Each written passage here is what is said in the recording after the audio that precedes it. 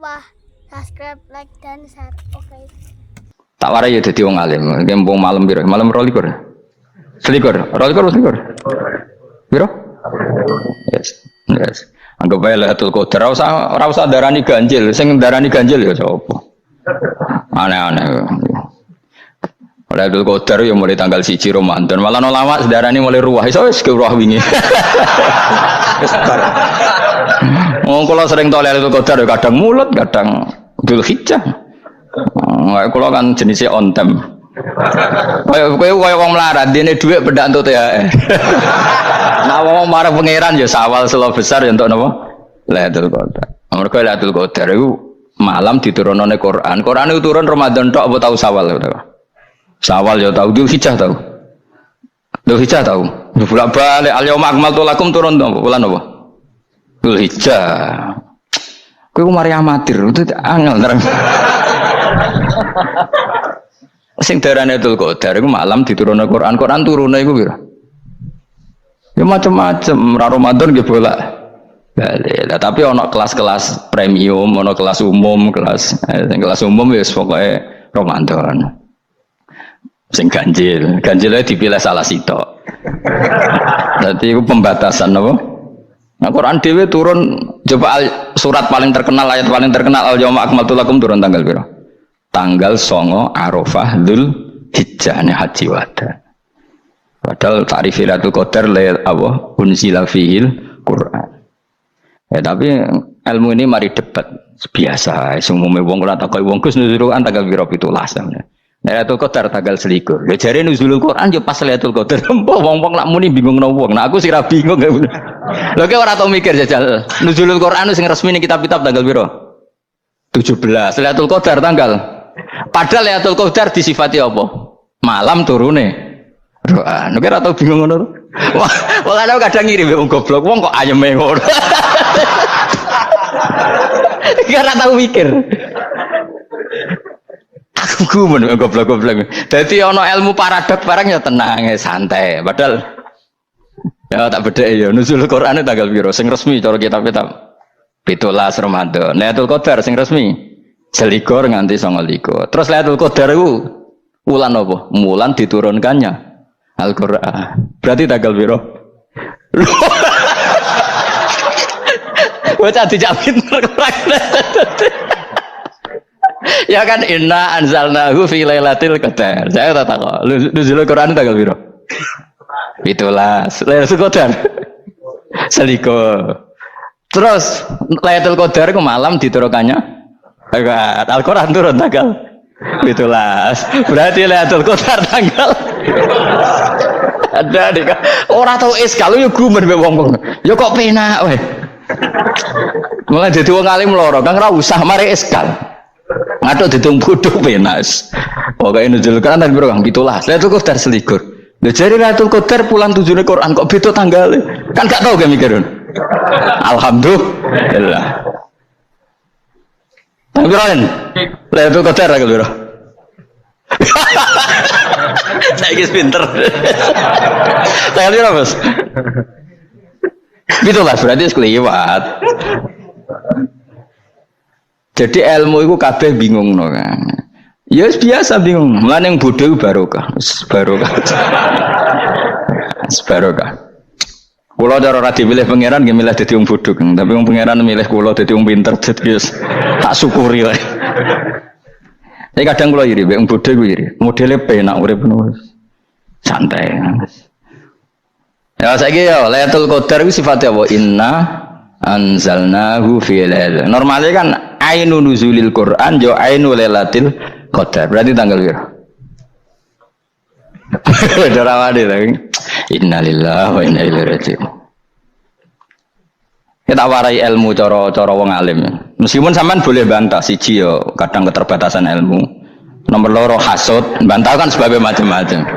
Hasud. Nomor telu bantah gue kegiatan. Kayak wong kuliah nak agak kritis kan darani ra pinter. Jadi cocok lah ya kudu bantah. Engko khas-khasan cerdas apa? Nomor 4 bantahan itu sifatnya wong wedok. Menang kalah protes. Berarti kowe ora lanang berarti wedok, tukang protes itu wedok.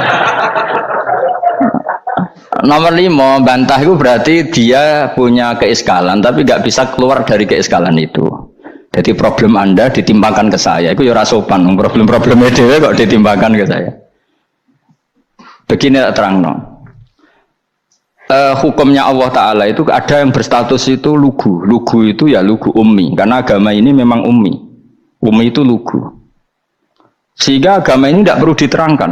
Ketika Abu Hanifah, agama ini ketika datang itu orang lugu. Lugu itu murni. Murni itu proporsional. Sehingga sifat ummi itu baik. Misalnya saya bilang gini, rungon awas kena keliru. Kalau kamu sholat itu batal kalau makan. Itu ukurannya 1 upo apa 1 piring? 1 upo kan? Itu sudah batal. Terus kalau saya bilang gini, Cong nak tamu keimangan, itu 1 piring tak 1 upo. Enggak jawab ya? 1 piring. Orang iso misal, tak keimangan, gue 1 upo. Nah, lalu Anda ditanya gini, lalu definisi makan itu apa? Memasukkan 1 piring ke mulut apa 1 upo ke mulut? Dalam bab sholat 1 upo ke mulut itu makan. Tapi dalam bab hormat tamu itu 1 piring. Setuju ya? Tawari pinter kayak. Ayo tawari ya. Wes setuju ya? Wes pinter. Lo jawab wes pinter. Urung. Lailatul Qadar ya kok. Misalnya Lailatul Qadar menjadi super karena ada sesuatu yang super turun yaitu Lailatul Quran. Jadi menjadi super karena yang turun adalah sesuatu yang super dan itu artinya tanggal. Loh, salah nih aku cek. Iku teke tanggal 21 kabeh sing ngaji ning kene. Oh jelas inna anzalnahu fi lailatul qadar. Hurujuke ning ndi? Quran kan? Wa ma adraka ma lailatul qadar. Lailatul qadri khairum min alfi syahr. Makanya Lailatul Qadar itu ya bisa saja tanggal 1 kemarin sudah kelewat. Buat entah ini jebulis baris dada atau mungkin Saban. Jadi perdebatan ulama tentang Lailatul Qadar. Malah ada wali yang bilang saya tiap hari mendapat Lailatul Qadar. Nah, itu malah ra kelas meneh, malah pusing, malah apa? Pusing. Udah gak usah mikir itu. Jadi hukumnya Allah itu ada 2. Ada hukum itu lugu dan ini bagus. Makanya saya itu kenangan saya terbaik dalam membela Allah dan Rasul. Saya ulang lagi, kenangan saya terbaik dalam membela Allah dan Rasul itu masalah faraid. Dulu mungkin banyak yang ingat lah ketika tahun berapa lupa saya, tapi ada seorang menteri dan pakar Islam menggulirkan isu hak waris itu sama, lelaki dan perempuan sama, alasannya karena perempuan sekarang kerja. Jadi gara-gara kesamaan gender kemudian mereka ingin bagi waris itu apa? Sama lidzakari mislu hadzil unsayain itu ditentang. Gerakan itu pernah menguat, termasuk yang bisa dengan tanda kutip bisa menghentikan gerakan itu termasuk itu saya. Yang punya pikiran gitu tak parani, tak tantang begini. Saya bilang gini, Anda ngomong ini itu karena pinter apa karena tren? Tak tanya, ya karena pinter. Saya ini kan orangnya keren, punya kepangkatan jos lah. Ya kepangkatan jos, kepangkatan dunia, mesti cara pangeran bojos ora ya ora. Cara ukuran dunia itu jos lah. Tak tanya, saya itu Pak Ba, termasuk yang setuju gerakan kesamaan gender. Dulu kan lelaki perempuan itu beda sekali karena lelaki kerja perempuan tidak. Sekarang sama-sama kerja maka warisnya harus sama. Terus saya tanya gini, lalu penyebab warisan itu kerja apa lelaki? Dia jawab kerja. Dia nggak ngerti kalau ngadepin saya. Saya ini kan orang alim yang biasa belajar mantek. Dia ini roh nak aku ngalim. Sembrono ya jadi ini. Ketika tak tanya gini, lalu misalnya saya punya anak, yang anak saya putri itu direktur BUMN atau direktur bank atau direktur PT besar. Kemudian anak lelaki saya idiot, goblok. Warisannya dikasihkan siapa? Kalau kerja adalah alasan dapat warisan, berarti anak saya perempuan itu yang dapat warisan dong. Anak saya lelaki kan idiot, nggak kerja. Lalu warisan itu berdasar prestasi apa empati? Kalau berdasar prestasi malah Anda ini aneh. Sudah kerja direktur BUMN hanya karena dia kerja, dia dapat warisan. Karena Anda bilang asbabul irsi adalah kerja. Kalau saya bilang karena empati, saya juga gak fair. Yang kerja juga butuh modal gak saya warisi, tapi yang idiot tak warisi karena warisan berdasar empati. Lalu Anda milih mana? Bingung deh nih. Sampai dia ikrar, saya belum pernah mendapat perlawanan seperti ini karena Anda ngomong sama orang-orang goblok kata saya. Terus saya bilang, saya ini ngaji Wahab khatam berkali-kali. Anda mungkin baca kitab Wahab itu hanya terjemah. Maka menurut Islam yang menjadi hak waris itu sebabnya zukurah wal unasah, kelelakian menjadi dapat 2 bagian, keperempuanan menjadi 1 bagian, dan itu Islam tidak mau urusan dengan prestasi maupun empati, mujarrodul zukurah dan mujarrodul unusah. Sehingga dengan seperti ini tuh Islam nggak ribet. Coba kalau kamu pakai ilatul hukmi, pakai cara berpikir logika, malah ruwet. Karena tadi, kalau kesamaan gender itu karena perempuan kerja, lalu misalnya yang lelaki idiot misalnya atau pengangguran, warisan kamu kasihkan siapa? Kalau kerja itu menjadi alasan hukum, kamu kasihkan yang perempuan kan? Aneh nggak? Yang sudah kerja malah kamu kasih warisan yang nganggur? Enggak. Berarti berdasar prestasi atau berdasar empati. Kalau kamu dapat warisan, idiot dulu dong. Idiot dulu, goblok dulu, kecelakaan dulu, baru dapat warisan karena dapat empati. Yang sudah PNS nggak perlu dapat warisan karena sudah juga ruwet. Fikih seperti ini ruwet nggak? Ruwet. Nah, kata Imam Haromen gurunya Ghazali, agama itu kadang dinuna dinul ajais. Kita ikut yang lugu saja. Allah bilang lelaki dapat 2 bagian dari perempuan, ya lelaki ya yang punya alat kelamin, penis. Perempuan yang punya farji, ya sudah gitu aja, gak usah ruwet-ruwet. Kenapa begitu? Ya sudah seperti itu. Nanti lama-lama gini kalau diterusin. Ada seorang dokter fikih perempuan. Dia menguasai fikih sholat. Ruhin lanang tapi gak menguasai fikih sholat. Rohnya mau pesolatan misalnya. Lalu yang jadi imam siapa kalau berdasar prestasi? Perempuan dong, karena dia doktoral fikih sholat. Dia menguasai aneh-anehnya sholat. Goro ibu masaili sholat dia menguasai.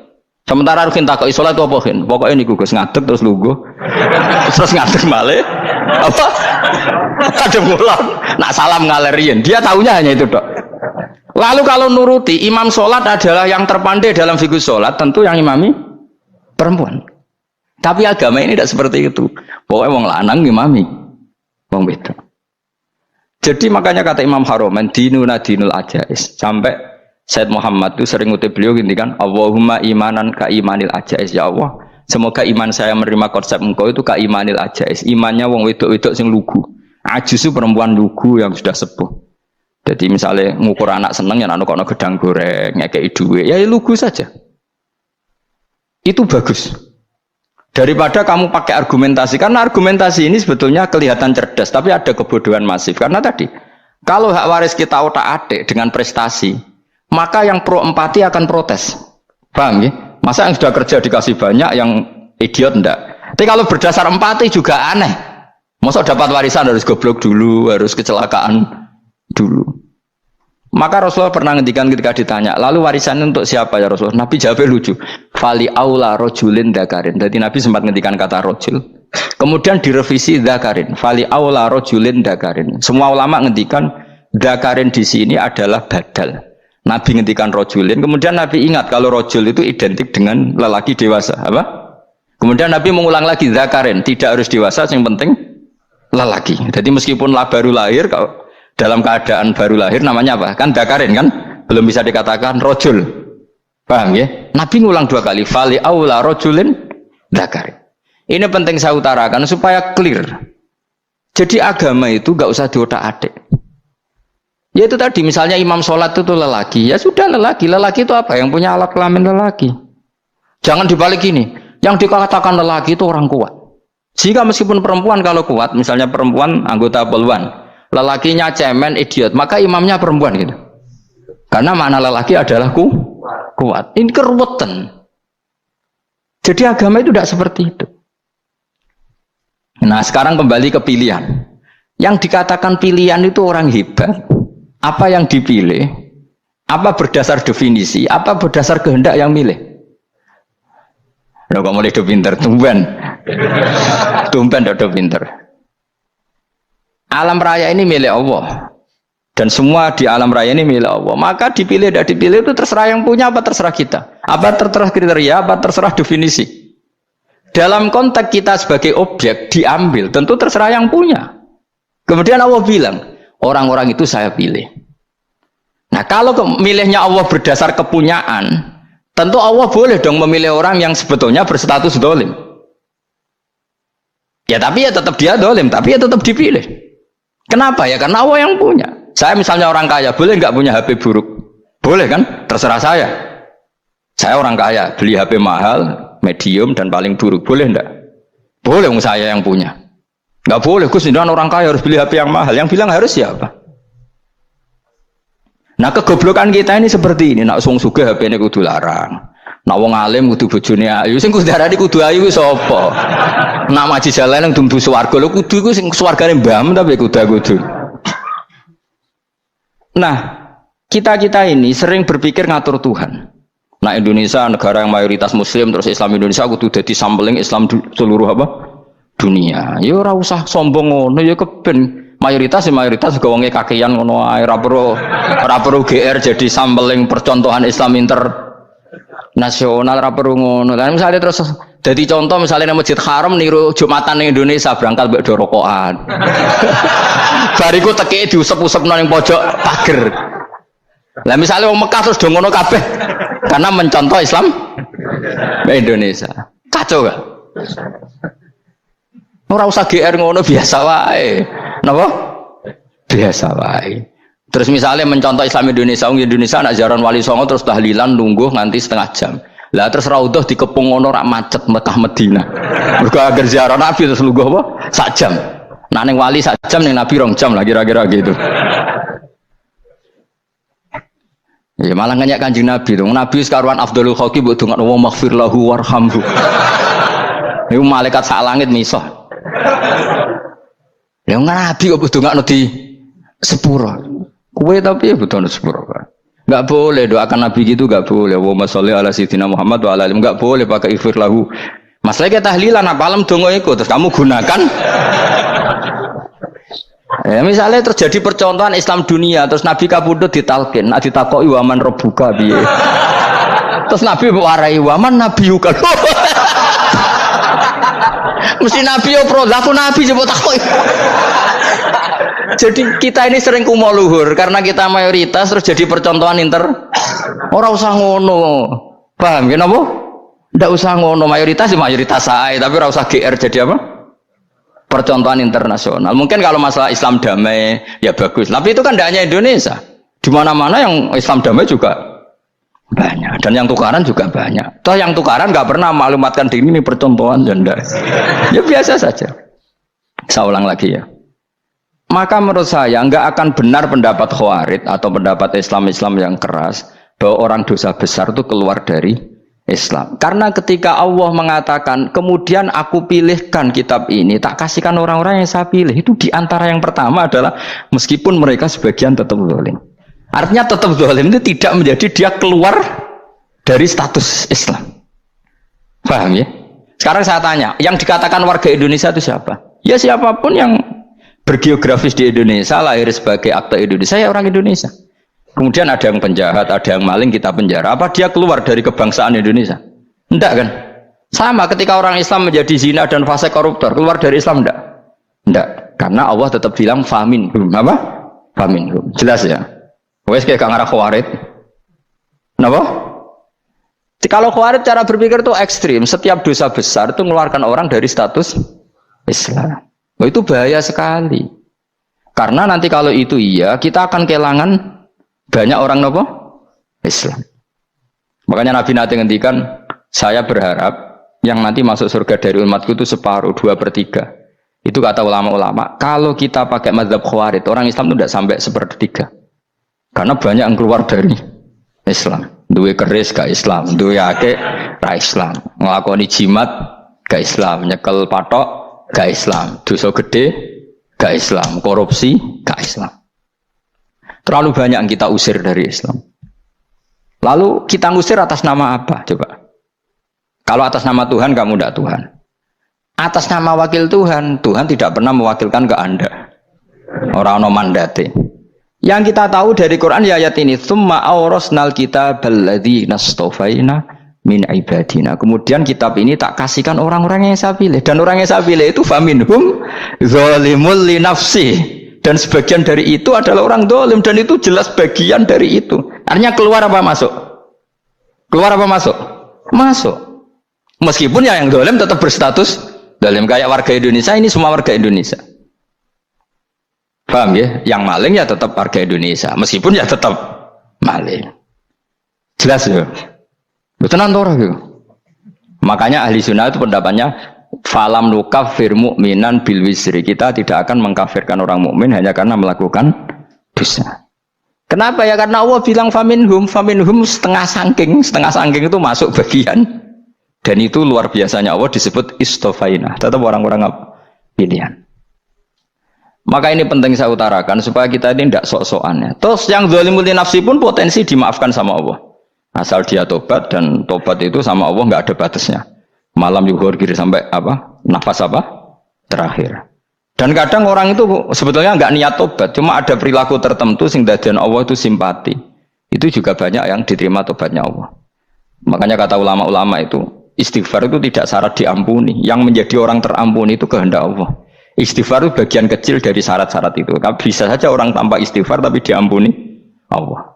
Misalnya Allah dawuh wa yaghfiru ma duna dzalika limay yasha. Itu bukan limay yastaghfir tapi limay yasha. Contoh masyhur kan, kamu pernah dengar kan, ada orang nakal itu mau misah itu ya kira-kira lonte atau apalah.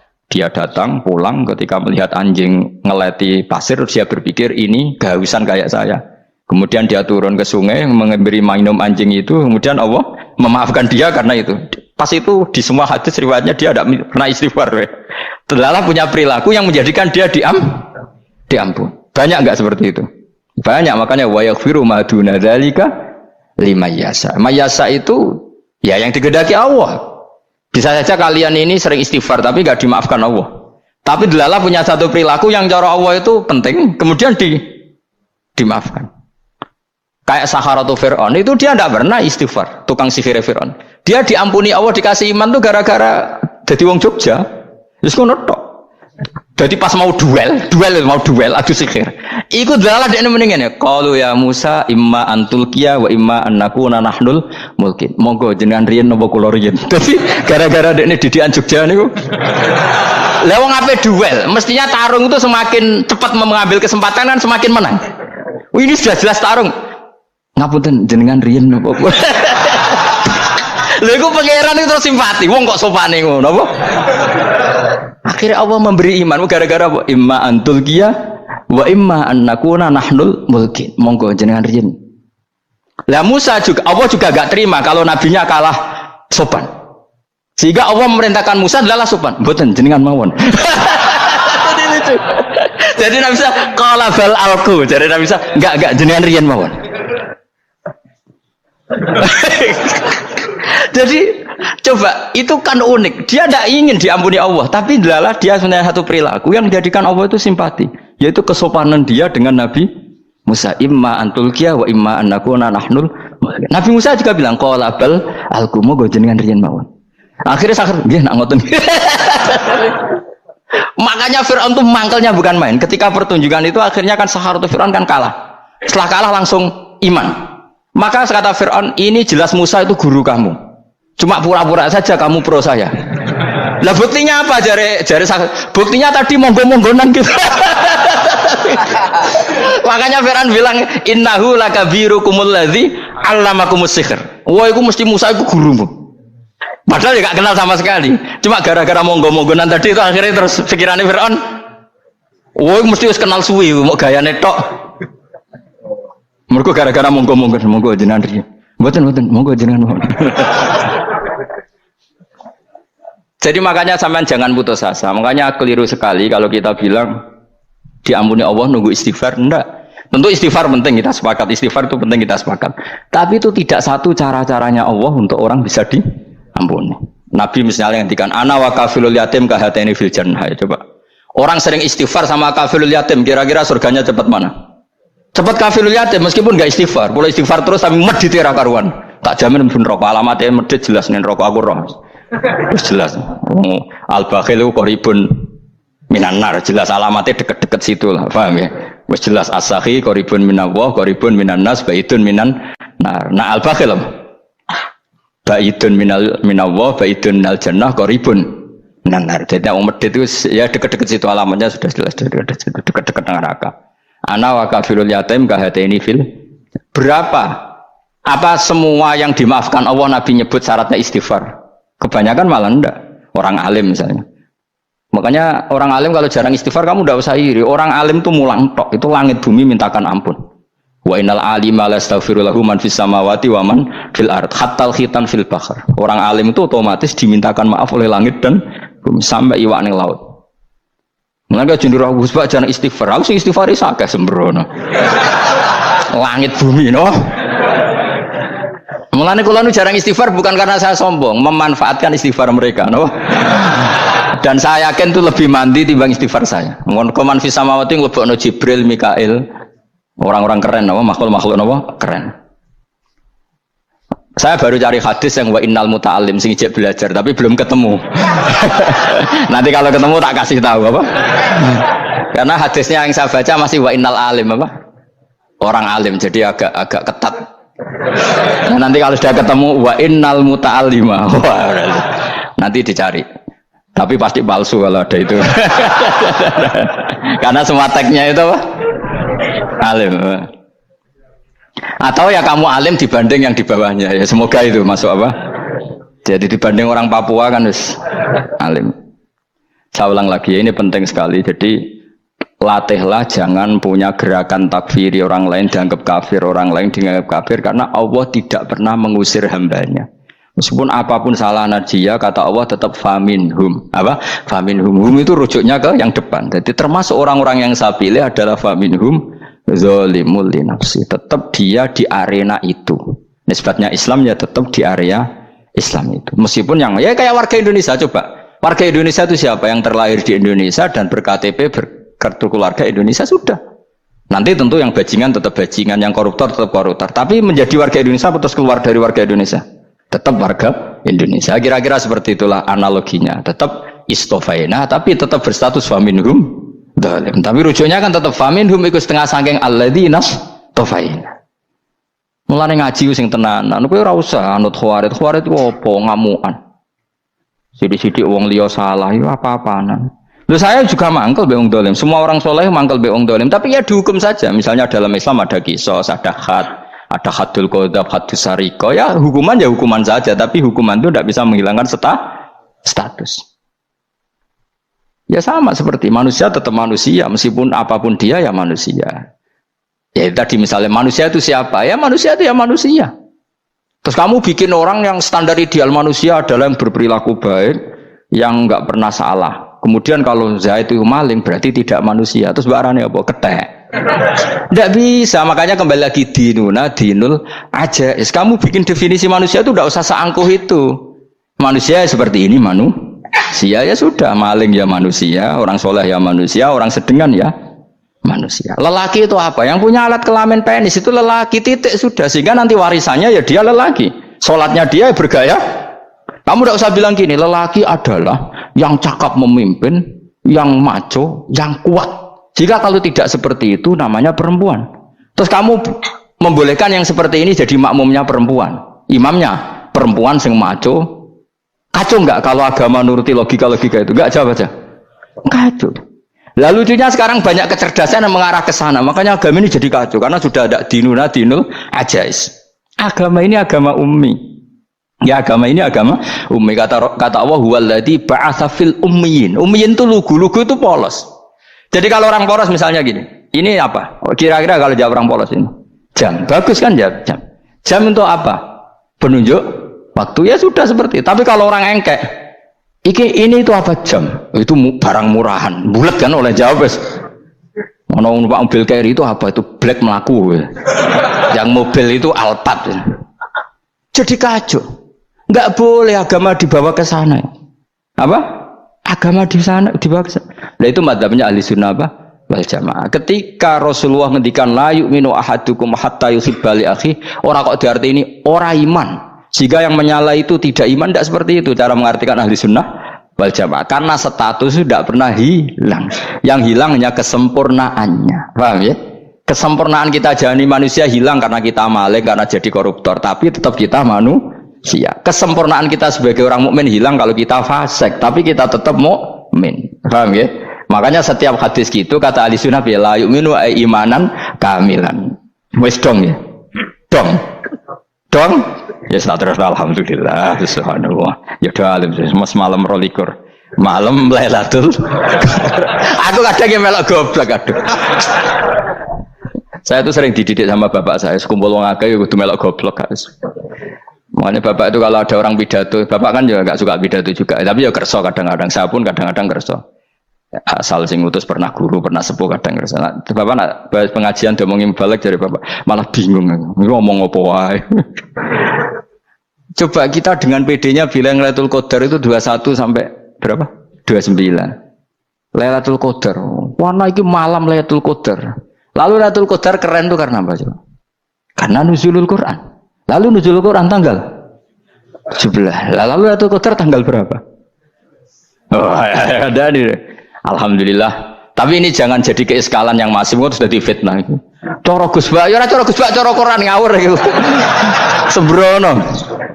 Memang aku tidak pendapat tentang Quran dan ayatnya seperti itu. Maka yang benar Lailatul Qadar itu kata ulama-ulama dulu orang yang beramal soleh. Ya itu sudah anggap saja dapat Lailatul Qadar. Ora usah ndelok esuk-esuk ndelok srengenge blerengen ta ora. Nek ora blerengen berarti untuk Lailatul Qadar. Jan mendung kan blereng iki. Terus bengi angite sayup-sayup. Anggere dini hari ya sayup-sayup blok-blok aneh-aneh wae. Lah nek pikir sego ora, berarti wong laut gak taran untuk Lailatul Qadar. Mergo segoro kidul angine bianter. Lah nek ning Dieng ya mesti sayup. Mau angin tok gunung wis kesel tadi ora sayup-sayup. Gaya ukuran ojo ngono, gaya ukuran ngono rak wong Dieng luwih ngrasa entuk Lailatul Qadar timbang wong Segoro Kidul. Segoro Kidul angine apa? Buanter. Padahal alamate piye? Sayup-sayup. Mana-mana. Maksudnya alamat ngono iku ora ngono, maksudnya ayat iku Kanjeng Nabi mbak dawuh ngono, maksudnya ora ngono. Wes dong ya. Ayo Lailatul Qadar tanggal aku seneng wong bodho. Kowe enak urip wis happy no? Happy. Ya saya ulang lagi ya. Jadi kejati dirian itu tidak bisa hilang dengan standar keidealan. Yang hilang itu standar apa? Keidealan. Misalnya kita maling ya eman lah sebagai orang mukmin kok maling. Warga Indonesia kok kriminal tuh eman, tapi dia tetap orang Indonesia. Orang Islam tetap Islam meskipun dia fasik. Sebab itu Allah ngendikan faminhum zalimul linafsi. Sebagian dari orang yang saya pilih dia adalah orang dolim. Ya dolim saja. Kamu jangan kamu katakan kafir ya dolim saja. Dolim kira-kira maknanya kurang ajar, kacau, kriminal.